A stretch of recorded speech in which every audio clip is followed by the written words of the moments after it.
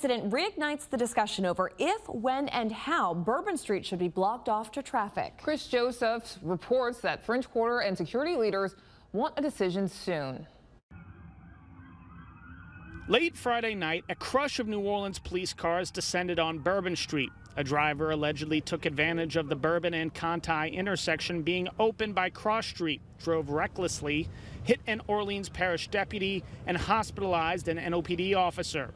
Melanie Talia, the president of New Orleans Police and Justice Foundation, says she's had enough. But something has got to be done before someone else gets hurt. The incident comes 7 months after the New Year's Day terror attack, when a terrorist drove around an NOPD vehicle, sped down Bourbon Street, killed 14 people, and injured dozens more. It came 3 months after a foundation-funded report recommended Bourbon Street become a pedestrian mall.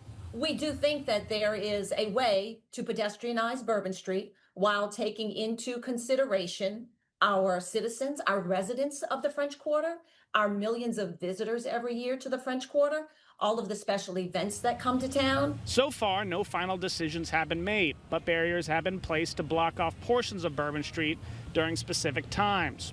At lunchtime on a Monday, you can see the two realities of Bourbon Street playing out.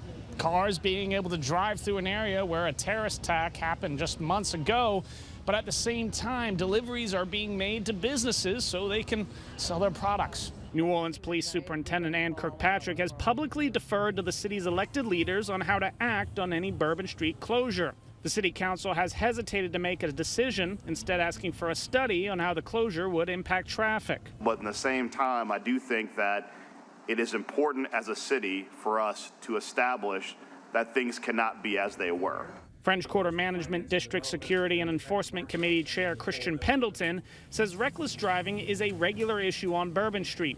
He says he's looking to Mayor LaToya Cantrell's administration. I think what you're hearing from this committee is frustration that the administration is not moving forward with a plan. No one's expecting a perfect plan. There is no perfect in a neighborhood, but we need to move forward with change. He says he wants the traffic study to go forward. However, in June, city leaders indicated the city would have to wait until September for normal traffic patterns. We have reached out to Mayor Cantrell's office for comment. The French Quarter's representative on council, Freddie King, deferred to the NOPD. For the time being, the future of barriers along Bourbon Street remains uncertain. Reporting in New Orleans, Chris Joseph, Fox 8 Local First.